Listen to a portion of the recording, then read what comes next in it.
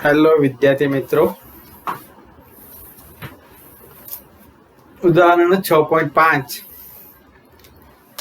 रकम वांचीए 119 रेलवे प्लेटफॉर्मनी खरबचड़ी सपाटी पर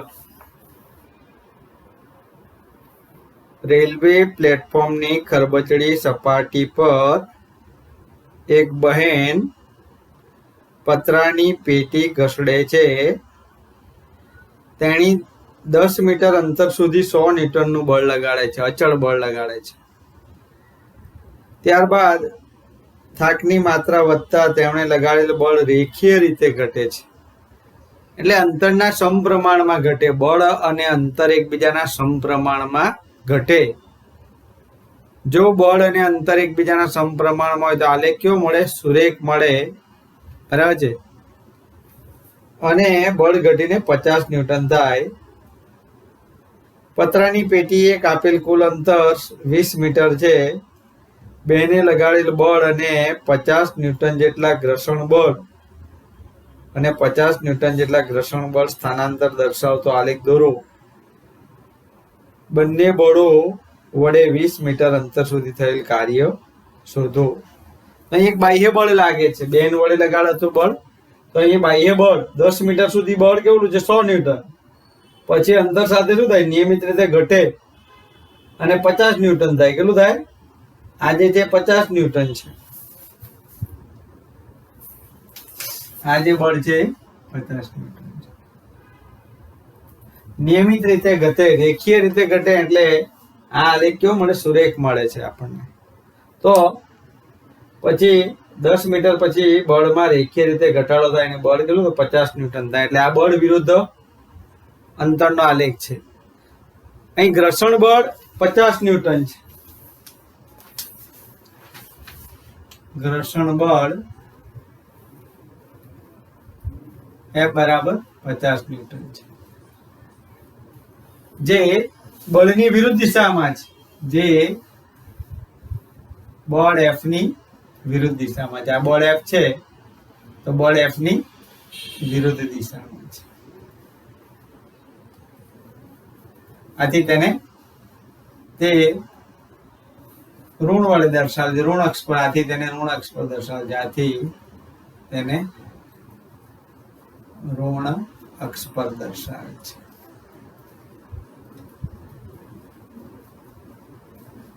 આ ધન અક્ષ છે અને આ ઋણ અક્ષ છે। આનું મૂલ્ય કેવું છે? ઋણ છે, એની દિશા વિરુદ્ધ છે, એટલા માટે ઋણ અક્ષ પર દર્શાવેલ છે। તો પેલા બેન વડે થતું કાર્ય, બાહ્ય બળ વડે થતું કાર્ય એટલે બેન વડે થતું કાર્ય। તો બળ વિરુદ્ધ સ્થાનાંતરના આલેખ વડે ઘેરાતું ચલ બળ છે, તો બળ વિરુદ્ધ બળ અને સ્થાનાંતર વડે ઘેરાતા આલેખના ક્ષેત્રફળ જેટલું હોય છે। તો બેન વડે થતું કાર્ય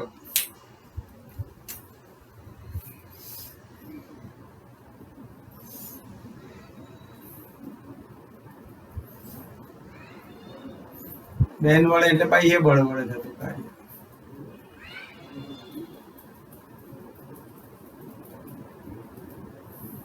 W બરાબર ABCD નું ક્ષેત્રફળ,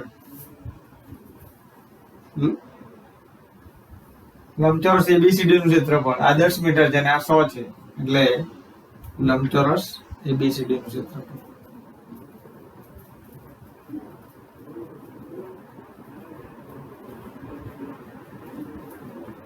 અને સમલંબ ચતુષ્કોણ વત્તા સમલંબ ચતુષ્કોણ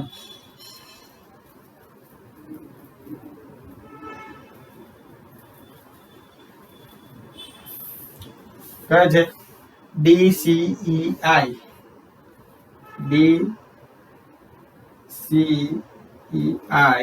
નું ક્ષેત્રફળ। લંબાઈ ગુણ્યા પહોળાઈ W બરાબર લંબચોરસ નું ક્ષેત્રફળ આ 100 અને આ ગુણ્યા 10, 100 ગુણ્યા 10, AB ગુણ્યા AD, AB ગુણ્યા AD, લંબાઈ ગુણ્યા પહોળાઈ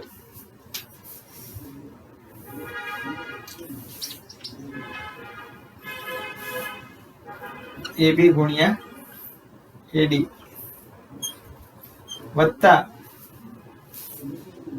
1/2 સમાંતર બાજુ નો સરવાળો, સમાંતર બાજુ કઈ છે CD અને EI ગુણ્યા વેધ કયો છે DI. તો હવે આપણે જોઈએ તો 1000 100 ગુણ્યા 10 વત્તા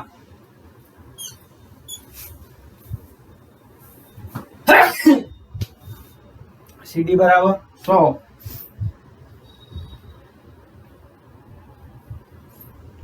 વત્તા 50, EI બરાબર 50 અને DI બરાબર 10. 5 વડે ભાગ ચાલશે, 5 દુ 10,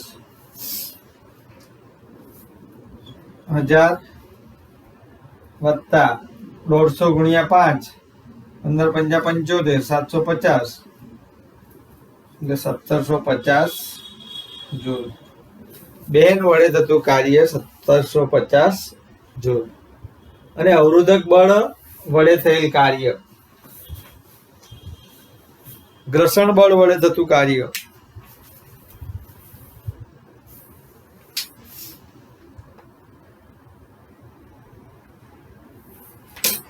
અવરોધક બળ વડે થતું કાર્ય, આ એ થયું અને આ બી. અવરોધક બળ એટલે કે ઘર્ષણ બળ વડે થતું કાર્ય. તો આ કાર્ય અક્ષની નીચેના વિસ્તારમાં છે, ઋણવાય અક્ષ પર છે, એટલે કાર્ય એટલે AGHI નું ક્ષેત્રફળ એટલે AI ઇન્ટુ HI અથવા તો AG, લંબાઈ ગુણ્યા પહોળાઈ, AI છે 20 ગુણ્યા AG કેટલા છે 50, -50 લખો તો -50 પણ લખાય, તો -1000 જૂલ. તો આ કાર્ય કેવો હશે ઋણ હશે. અહીં ઘર્ષણ બળ ઋણ છે એટલે 1000 જૂલ. ત્યાર પછી આવે છે આ જે ઉદાહરણ 6.5, ઉદાહરણ 6.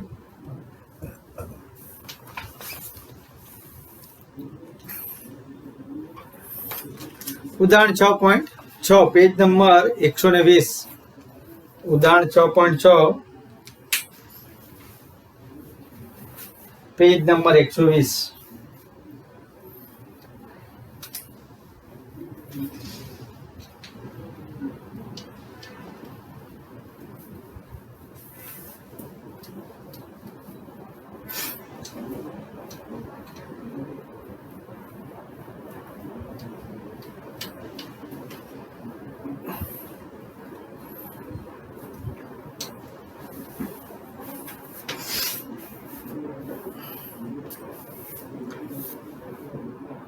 સમતલ સપાટી પર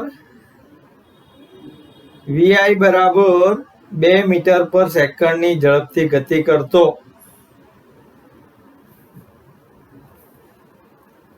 M બરાબર 1 કિલોગ્રામ દળનો એક બ્લોક. ઉદાહરણ 6.6.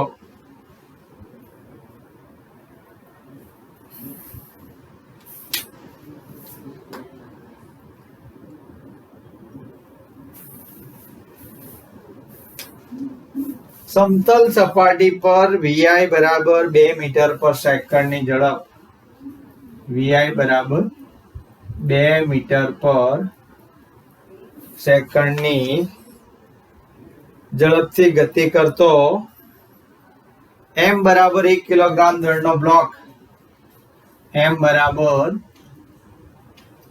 1 કિલોગ્રામ દળનો બ્લોક ખરબચડા પટ્ટા પર ખરબચડા પટ્ટામાં પ્રવેશે છે x બરાબર 0.1 મીટર થી xi અથવા તો અને xf 2.01 x બરાબર 0.1 મીટર થી x બરાબર 2.01 મીટર સુધીનો છે. આ પટ્ટાની મર્યાદામાં બ્લોક પર લાગતો અવરોધક બળ Fr બરાબર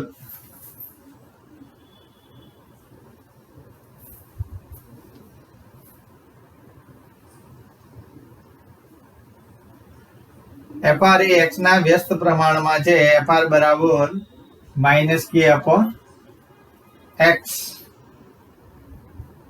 જ્યાં 0.1 is less than x is less than અને બાકીના માટે 0 છે કે 0.1 is less than x is less than 2.01 અને x is less than 0.1 અને x is greater than 2.01 માટે બળ કેવું છે? અવરોધક બળ 0 છે. અહીં k બરાબર 0.5 જૂલ, k બરાબર 0.5 જૂલ છે. આ પટ્ટાને પસાર કર્યા પછી બ્લોકની અંતિમ ગતિ ઉર્જા અને અંતિમ ઝડપ શોધો. તો ડેલ્ટા કે બરાબર W, કાર્ય ઉર્જા પ્રમેય મુજબ ડેલ્ટા કે બરાબર W, ડેલ્ટા કે બરાબર kF માઇનસ ki, W બરાબર xi to xf Fr dx. ચલ બળ વડે થતું કાર્ય માટે kF બરાબર ki પ્લસ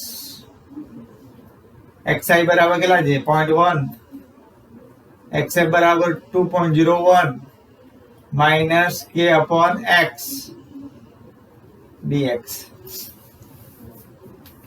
ki બરાબર 1/2 mvi સ્ક્વેર, ગતિ ઉર્જાનું સૂત્ર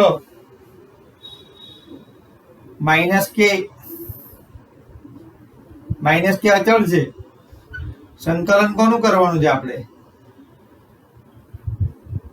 1/x નું.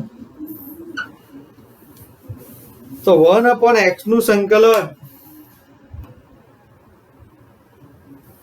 કરવાનું છે આપણે. ચલો m બરાબર 1, vi બરાબર 2 નો વર્ગ માઇનસ k 1/x નું સંકલન ln x થાય. ln x, ln એટલે પ્રાકૃતિક નેચરલ લોગેરિધમ કે જેનો બેઝ કેટલો આવે? log e બેઝ x, જે આપણે log ટેબલમાં જોઈ શકીએ નહીં. હવે આનું જો log 10 બેઝ x માં રૂપાંતર કરવું હોય તો 2.303 વડે ગુણવું પડે. 2.303 તો log 10 બેઝ x થાય. તો આપણે log ટેબલમાં આ લોગેરિધમનું મૂલ્ય જોઈ શકીએ. ચાલો 1/x નું સંકલન ln x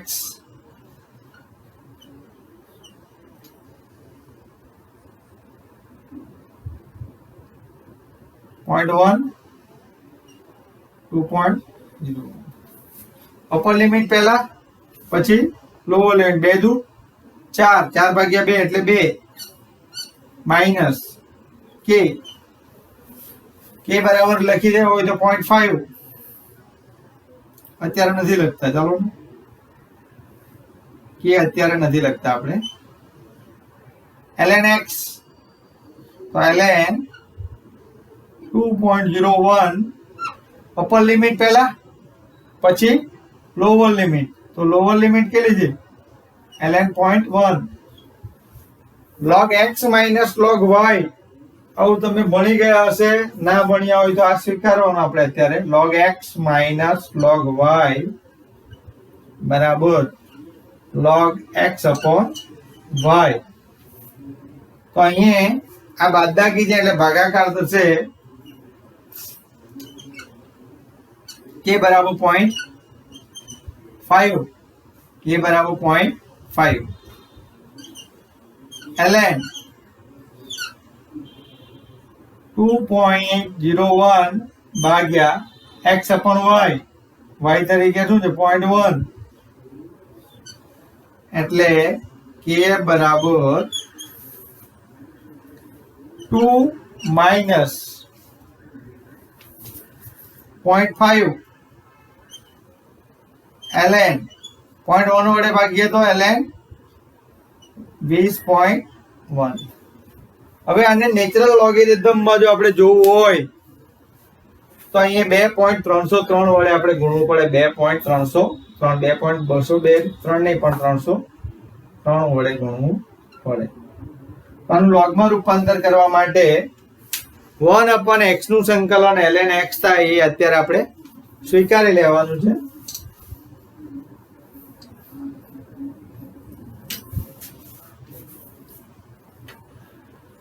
અને એમ બી આપણે જ્યારે સંકલન શીખ્યું ત્યારે પણ આપણે સીધું જ દઈશું 1 upon x નું સંકલન ln x થાય છે તો k બરાબર 2.5 આ પ્રાકૃતિક લોગેરિધમ નું આપણે લોગેરિધમ માં રૂપાંતર કરવા માટે 2.303 log 20.1 હવે આ log 20.1 કેવી રીતે જોવાનું તો 20 નું 1 માં જોવાનું 20 નું 1 માં તો 20 નું 1 માં આપણે log ટેબલ માં જોઈશું તો 2.5 2.303 જો આપણે 20 નું 0 માં જોઈએ તો 0.3010 મળે અને 20 નું 1 માં જોઈએ તો 3032 મળે કેટલું મળે 3032 મળે છે તો અહીંયા બે આંકડા છે જો અહીંયા બે આંકડા હોય તો આપણે કેટલા લખવાના 1 પોઈન્ટ જો અહીંયા 200 પોઈન્ટ હોય 201 હોય log 201 હોય તો આપણે શું લખવું પડે ત્રણ આંકડા થયા આ ત્રણ આંકડા થાય તો અહીંયા શું લખવું પડે 2 લખવું પડે જો log 2.01 લખવું હોય તો આપણે અહીંયા શું લખવું પડે 0 લખવું પડે કારણ કે અહીંયા એક જ અંક છે જો એક જ અંક હોય તો 1 - 1 એટલે 0 લખવું પડે અહીંયા બે અંક છે એટલે અહીંયા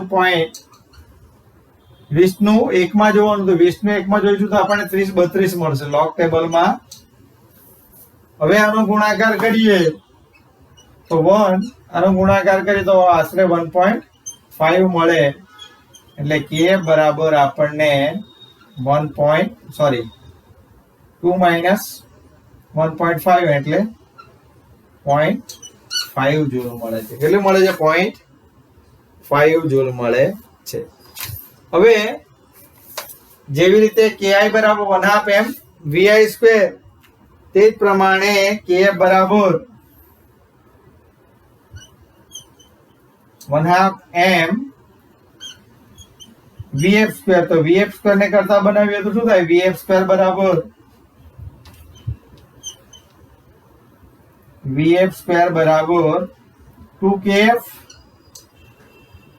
upon m માટે vf બરાબર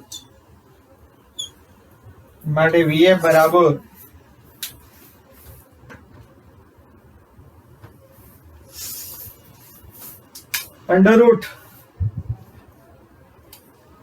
2kf upon m 2 kf बराबर 0.5 m बराबर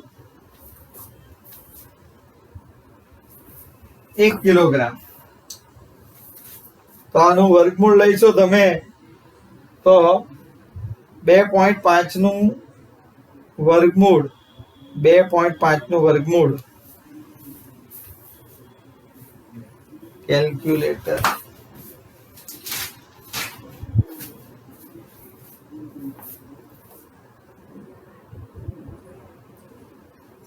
કે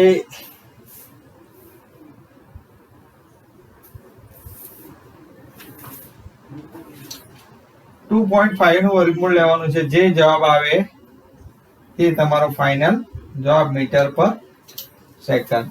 કેલ્ક્યુલેટર આજે હું ભૂલી ગયો છું એટલે √2.5 તો 2.5 નું તમે વર્ગમૂળ લેશો નહીં 0.5 એટલે તો શું થયું આમાં કઈ કેલ્ક્યુલેટરની જરૂર નથી. 2 × 0.5 એટલે 1 1 ભાગ્યા 1 1 નું વર્ગમૂળ 1 મીટર પર સેકન્ડ. 2 ગુણ્યા 0.5 એટલે 1 થાય અને 1 નું વર્ગમૂળ 1 થાય તો 1 નું વર્ગમૂળ 1 તો ફાઇનલ વેલોસિટી થાય vf બરાબર ફાઇનલ વેલોસિટી vf બરાબર 1 મીટર પર સેકન્ડ. ત્યાર પછી જોઈએ સ્થિતિ ઉર્જા એટલે શું. સ્થિતિ ઉર્જા એટલે પોટેન્શિયલ એનર્જી. સ્થિતિ ઉર્જા એટલે પોટેન્શિયલ એનર્જી.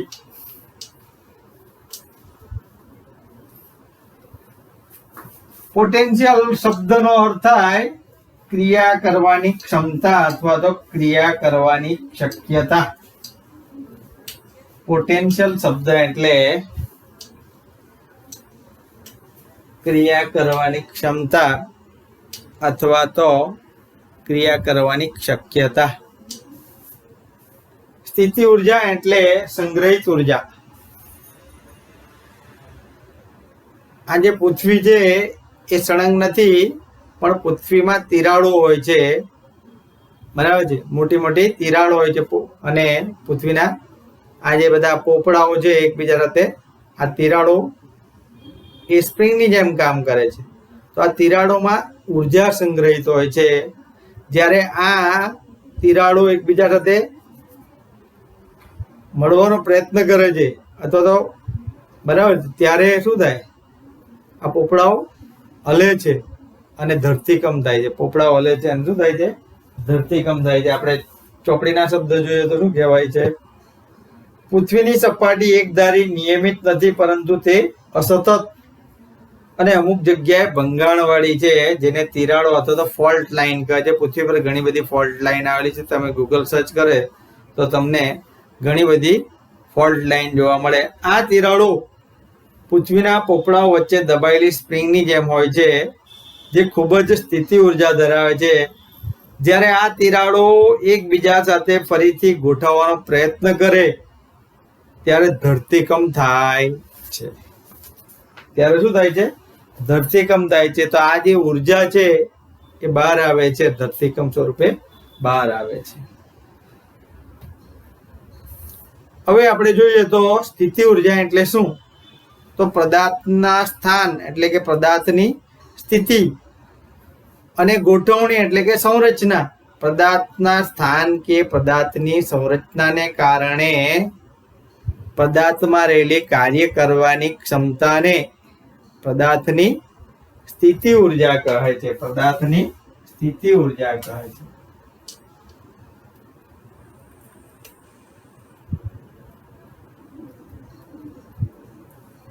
ડેમમાં ઊંચાઈએ સંગ્રહાયેલું પાણી જો અચાનક ડેમ ના દરવાજા બધા ખોલી નાખવામાં આવે તો એ સ્થિતિ ઉર્જા શું થાય ગતિ ઉર્જામાં રૂપાંતર થાય અને એની વચમાં જે કંઈ શહેર આવતા હોય એ બધામાં તારાજી સર્જાઈ જાય બરાબર છે અને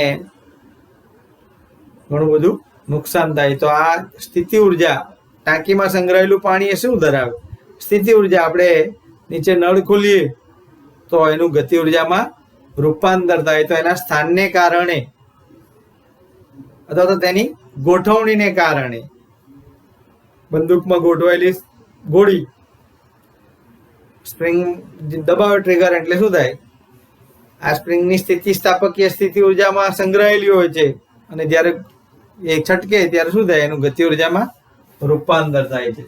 તો પદાર્થના સ્થાન એટલે કે સ્થિતિ,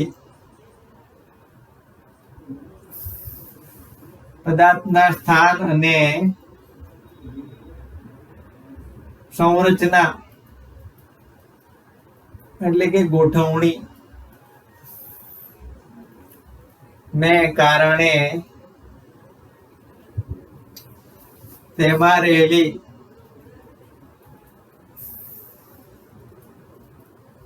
કાર્ય કરવાની ક્ષમતાને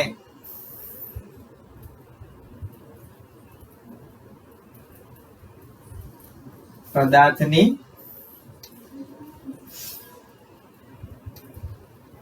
સ્થિતિ ઉર્જા કહેવાય છે. પદાર્થની સ્થિતિ ઉર્જા કહેવાય છે. ઉર્જા એટલે કાર્ય કરવાની ક્ષમતા. પદાર્થમાં રહેલી કાર્ય કરવાની ક્ષમતાને પદાર્થની ઉર્જા કહે છે. તો પદાર્થના સ્થાન કે સંરચનાને કારણે તેમાં રહેલી કાર્ય કરવાની ક્ષમતાને પદાર્થની સ્થિતિ ઉર્જા કહે છે. ગુરુત્વીય સ્થિતિ ઉર્જા એટલે શું? ગુરુત્વીય સ્થિતિ ઉર્જા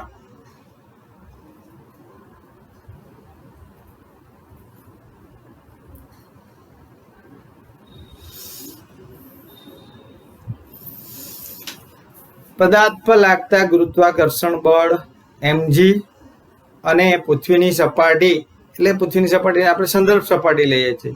પૃથ્વીની સપાટીથી તેની ઊંચાઈના ગુણાકારને શું કહેવાય? પૃથ્વીની સપાટીની સાપેક્ષે સ્થિતિ ઉર્જા કહે. પદાર્થના વજન બળ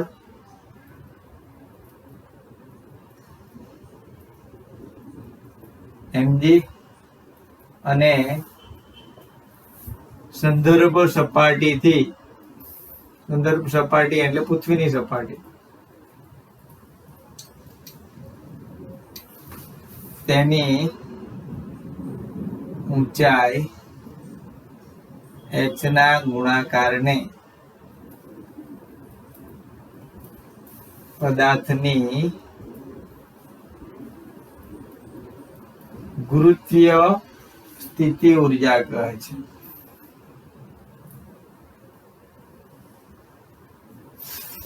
યુ બરાબર હવે વી સંકેત વાપરે છે. વી ઓફ h બરાબર mg h. પદાર્થના વજન બળ mg અને સંદર્ભ સપાટીથી પદાર્થની ઊંચાઈના ગુણાકારને પદાર્થની ગુરુત્વીય સ્થિતિ ઉર્જા કહે છે. આ પૃથ્વીની સપાટી છે. પૃથ્વીની સપાટી પર કોઈ m દળનો પદાર્થ રહેલો હોય તો તેના પર mg જેટલું ગુરુત્વાકર્ષણ બળ લાગે. હવે આ પદાર્થને h ઊંચાઈએ લઈ જવો હોય તો એના પર mg જેટલું બાહ્ય બળ લગાડવું પડે. તો આ બાહ્ય બળ વડે થતું કાર્ય પદાર્થ પૃથ્વીની સપાટી પર રહેલા m દળના પદાર્થ પર લાગતું ગુરુત્વાકર્ષણ બળ mg હોય છે. પછી આ પદાર્થને પૃથ્વીની સપાટીથી h ઊંચાઈએ લઈ જવો હોય તો ગુરુત્વાકર્ષણ બળ mg જેટલું બાહ્ય બળ લગાડવું પડે. તો પદાર્થને h ઊંચાઈએ લઈ જતા થતું કાર્ય પદાર્થને h ઊંચાઈએ લઈ જતા થતું કાર્ય W બરાબર f ડોટ ડી. f બરાબર mg એટલે fd cos થીટા. f બરાબર mg, d બરાબર h, થીટા બરાબર 0. mg h cos 0 બરાબર 1 એટલે w બરાબર mg h.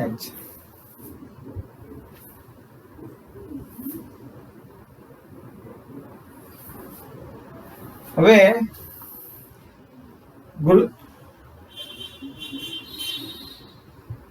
ગુરુત્વીય સ્થિતિ ઉર્જા. તો ગુરુત્વીય સ્થિતિ ઉર્જાની વ્યાખ્યા પદાર્થને પૃથ્વીની સપાટીથી h ઊંચાઈએ લઈ જવા માટે કરવા પડતા કાર્યના ઋણ મૂલ્યને શું કહેવાય? પદાર્થની સ્થિતિ ઉર્જા કહે છે. એટલે v of h બરાબર સ્થિતિ ઉર્જા v of h બરાબર માઇનસ mgh પૃથ્વીની સપાટીથી પદાર્થને h ઊંચાઈએ લઈ જવા માટે કરવા પડતા કાર્યના ઋણ મૂલ્યને પદાર્થની ગુરુત્વીય સ્થિતિ ઉર્જા કહે છે. વિકલન કરીએ h ની સાપેક્ષે h નું, v ઓફ h નું h ની સાપેક્ષે વિકલન કરીએ તો માઇનસ mg બરાબર f. તો સ્થિતિ ઉર્જાનું સ્થાનાંતરની સાપેક્ષે વિકલનનું ઋણ મૂલ્ય એ બળ આપે છે, બળનું ઋણ મૂલ્ય આપે છે, અથવા તો સ્થિતિ ઉર્જાનું સ્થાનાંતરની સાપેક્ષે વિકલનનું ઋણ મૂલ્ય એ બળ દર્શાવે છે. હવે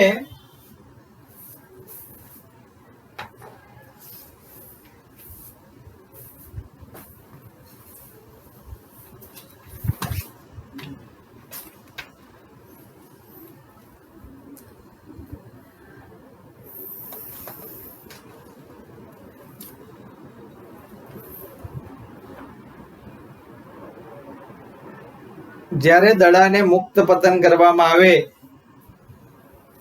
તો તે વધતી ઝડપથી નીચે આવે છે અને જમીનને સ્પર્શે છે તે પહેલા તેની ઝડપ, તો કોઈ પદાર્થને, કોઈ m દળના પદાર્થને મુક્ત કરવામાં આવે તો જમીનને સ્પર્શે તે પહેલા તેની ઝડપ v² - v0² = twice ad મુજબ v બરાબર 0, પ્રારંભિક વેગ 0, v² મુક્ત પતન પામે એટલે આ પ્રારંભિક વેગ કેટલો છે, અહીંયા જો મુક્ત કરું તો પ્રારંભિક વેગ 0, તો આ ઢાંકણ જમીનને સ્પર્શે એ પહેલા એનો વેગ v હોય, અંતિમ વેગ v હોય તો એ બરાબર -g અધો દિશામાં, આપેલ અંતર પણ અધો દિશામાં એટલે -g - h એટલે v² બરાબર, માટે v² બરાબર twice gh. તો બંને બાજુ આપણે m વડે ગુણીએ, 1/2 m વડે, 1/2 m વડે બંને બાજુ ગુણીએ તો 1/2 mv² = 1/2 m 2gh. તો 1/2 mv² = mgh. તો h ઊંચાઈ એ પદાર્થની સ્થિતિ ઉર્જા mgh હોય છે. કેટલી હોય છે? mgh હોય છે. h ઊંચાઈ એ પદાર્થની સ્થિતિ ઉર્જા mgh હોય છે. જ્યારે એ જમીનને સ્પર્શે ત્યારે આ સ્થિતિ ઉર્જાનું શેમાં રૂપાંતર થાય છે? ગતિ ઉર્જામાં રૂપાંતર થાય છે. ત્યારે સ્થિતિ ઉર્જાનું ગતિ ઉર્જામાં રૂપાંતર થાય છે. વધારે ચર્ચા આવતા લેક્ચરમાં કરીશ. Thank you very much.